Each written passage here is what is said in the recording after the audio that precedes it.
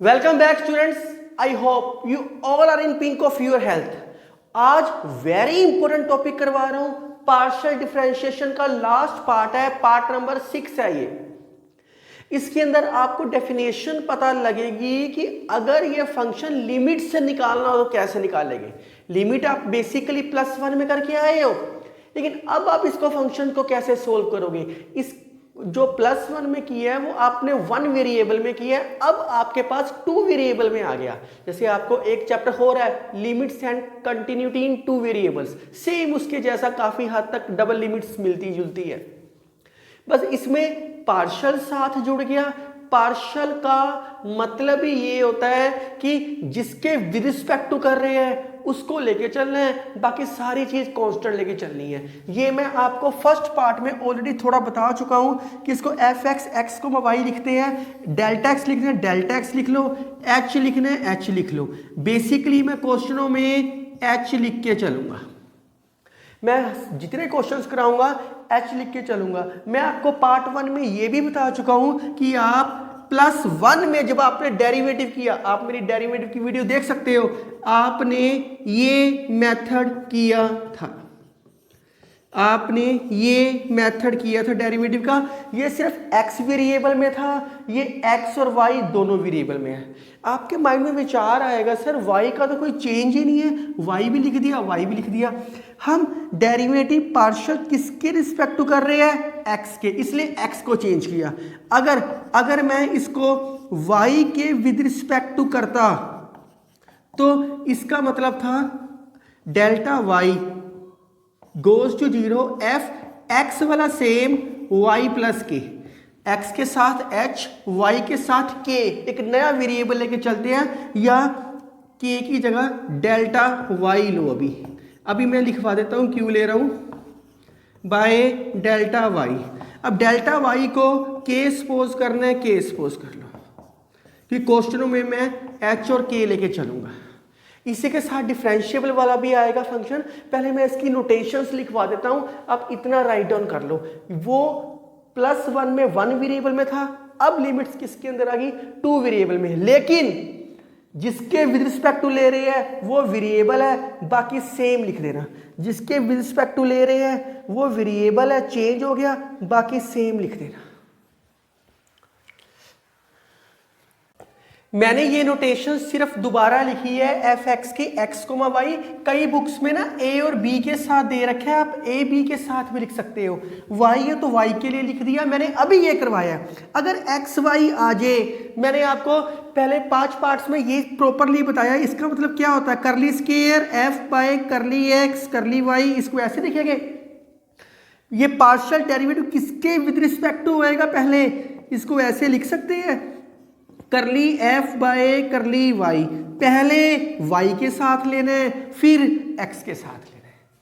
अगर y के साथ लेते हैं तो y को y प्लस k करते हैं, अब y के साथ लोगे तो y को y प्लस k कर दिया, बाकी सारा सेम है। लेकिन फर्क क्या है, इसके बाद किसके साथ लेना था, x के साथ, इसलिए सफिक्स में x लिख दिया, बहुत आराम से लिख दिया सफिक्स में x। अब इसको कैसे सोल्व करना है ये मैं क्वेश्चन में सिखाऊंगा। वैसे आसान ही है, fx x को y की वैल्यू तो ये दे रखी है, इसके में क्या होएगा, y सेम x को x प्लस h लिखेंगे। क्वेश्चन में सिखाऊंगा, अभी ना कुछ करो, अपने आप समझ आ जाएगा क्वेश्चन में। अब कई बच्चों के माइंड में ये है कि सर अगर ये ऐसे दे रखा होएगा yx, तो वेरी सिंपल, बाद में y था तो y को वेरी करवाया, अब बाद में x है तो x को वेरी करवा दो, y ऐसे ही रहेगा। f y x y by h। इसको सोल्व करना मैं आपको सिखा दूंगा, इसको सोल्व कैसे करना है क्वेश्चंस में। कई बारी बच्चा ये भी पूछ लेता है कि सर अगर f x x आ गया फिर क्या करेंगे, क्या फर्क है यार, इसको लिख तो सकते हैं ना, करली स्क्वायर f बाय करली x स्क्वायर। तो एक x को वेरी करवा दो, करली बाय करली x ऑफ करली f बाय करली x, एक ही बात है। एक x को वेरी करवा दो, दूसरे x को बाद में वेरी करवा देंगे, क्या फर्क पड़ता है। तो डबल में ये ही लिखते हैं। मैं फिर बता दूं, हम ये सेकंड थर्ड पार्ट में भी करके आए हैं। इसको क्या लिखते हैं, करली स्क्वायर एफ बाई करली एक्स करली वाई। पहले वाई का करना है पार्शियली डेरिवेटिव, फिर एक्स का करना है। Very simple. जितने क्वेश्चंस पहले किए ऐसे ही तो करके आए हो आप। अगर ये डिफरेंशिएबिलिटी का कॉन्सेप्ट भी पूछ लेता है, आप +2 में 1 वेरिएबल में करके आए हो। अब 2 वेरिएबल में कोई भी पॉइंट ले लिया, मैक्सिमम टाइम्स क्वेश्चंस में 0 0 दे रखा होगा, तो ये फार्मूला अप्लाई किया, x0 y0 जो भी पॉइंट दे रखा होता है वो वैल्यू पुट करनी है। fx fy में अभी आपको निकालने सिखा रहा हूं कि कैसे निकालते हैं। क्वेश्चन में ना कहीं कहीं कंटिन्यूटी भी कहेगा चेक करो, तो जब भी चेक करने के लिए कहेगा चेंज सेकंड वेरिएबल को फर्स्ट वेरिएबल में चेंज कर देना। जैसे 2 वेरिएबल कौन कौन से है, x और y है, तो y की वैल्यू mx या mx square according to situation लिखेंगे। y को भी इन टर्म्स ऑफ x लिख लो, ताकि एक वेरिएबल में कंटिन्यूटी सोल्व करनी आसान है, इसलिए हम ऐसे लिख रहे हैं। आप इतना राइट डाउन करो, उसके बाद हम अगली क्वेश्चन शुरू करते हैं। बहुत आसान क्वेश्चन है ये। आपको क्वेश्चन में डायरेक्ट 0 0 पॉइंट दे दिया, प्रॉब्लम ही नहीं क्रिएट की। जैसे क्वेश्चन में मैंने x और y लिए ना फार्मूले में, कोई a b लेके चलता फार्मूले के अंदर, यहाँ 0 0 पॉइंट दे दिया। तो अगर मैं वही नो डैट उसने fx कहा है, fx एक्चुअली अगर इसका फार्मूला होता तो कैसा होता, x का है तो h लेके चलेगी, y सेम रहता है, y में कोई फर्क नहीं आता। लेकिन यहां पॉइंट कौन सा दे दिया, 0 0 एट 0 0। तो fx 0 0 क्या आएगा, x की जगह 0 कर दो, y की जगह 0 कर दो, तो क्या आ गया ये f h 0 f 0 0 by h। अगर x और y दोनों 0 है तब 0 आंसर है। अगर x और y दोनों नॉन जीरो है या एक भी नॉन जीरो है ना, तो ये वैल्यू आएगी f h 0। अब ये पॉइंट इसके अंदर होल्ड कर रहा है, क्यों, क्योंकि एक 0 है एक नॉन जीरो है। x की जगह क्या दे रखा है h, y की जगह क्या दे रखा है 0, तो क्या आएगा h स्क्वायर इंटू 0, ये तो 0 ही हो गया, माइनस 0 0 के लिए क्या वैल्यू है 0 by h, limit h goes to 0। Limit putting करने से पहले ही 0 माइनस 0 0 बन गया। सिमिलरली अगर मैं डायरेक्ट फार्मूला लिखूं एफ वाई 0 0 का, तो वो k के अंदर आएगा, तो उसको क्या लिख सकते हैं 0 k minus f 0 0 by k। अब x की वैल्यू 0, y की वैल्यू k इसी के अंदर पुट होएगा, क्योंकि दोनों का दोनों फंक्शन 0 नहीं है, तो यहां पुटिंग करो तो 0, ये तो सारा ही 0 बन गया, अगेन 0 बन गया, दूसरी तो 0 दे ही रखी है। कई बच्चे सोचते हैं सर k की वैल्यू 0 पुट करो तो 0 बाय 0 तो नॉट डिफाइन होता है, इनडिटर्मिनेट फॉर्म होती है। 0 पुटिंग करने से पहले ही ये 0 बन गया, 0 बाय k 0। अगर इसके साथ लिमिट लिख भी दो तब भी कोई फर्क नहीं पड़ता, उससे पहले ही इसको हमने सोल्व किया, कैलकुलेशन की लिमिट पुटिंग करने से पहले ही। कहते हैं एग्जिस्ट करने चाहिए, क्या फाइनाइट वैल्यू आई, yes, therefore f x 0 0 and f y 0 0 both exist, दोनों एग्जिस्ट कर रहे हैं, बहुत आराम से कर रहे हैं।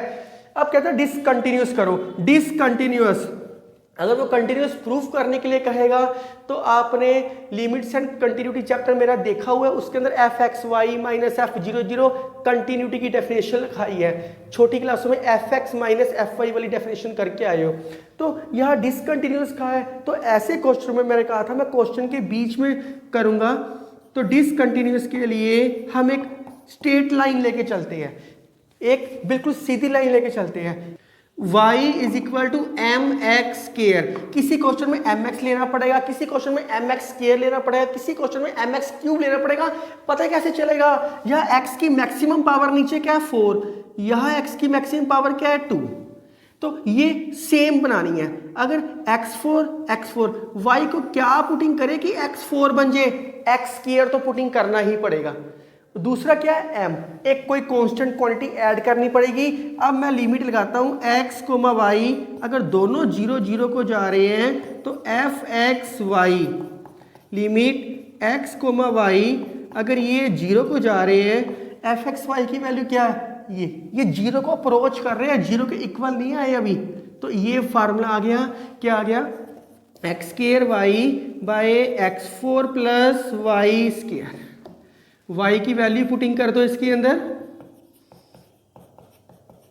क्या आएगा, x square m x square x four m x square का square, limit x comma y goes कर रहे हैं 0 0 को, एम एक्स फोर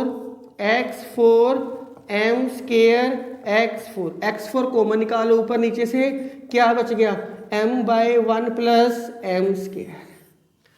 तो आप देखो लिमिट डज नॉट एग्जिस्ट, क्यों, क्योंकि m की बहुत सारी वैल्यूज हो सकती है। यहां क्या लिखूंगा मैं, इसके बाद मैं यहां लिख रहा हूं limit does not exist because it depends upon value of m, therefore f is discontinuous, therefore f is discontinuous। बिल्कुल भी टफ नहीं था, बहुत आराम से हो गया, इसको ऐसे ना आप समझो कि मुश्किल था, बहुत आराम से हो गया। लिमिट एग्जिस्ट नहीं कर रही और ये वैल्यू किसके ऊपर डिपेंड कर रही है, m पे, तो ये डिसकंटिन्यूस हो गया। ये पॉइंट समझने वाला है, ये कहाँ से समझ आएगा, x4 है, अगर सपोज कर लो यह 6 होता तो ऑटोमेटिकली mx4 पुट करते, क्योंकि 2 पहले है, 4 आके 6 बन जाता, ये हमेशा m ही रहेगा।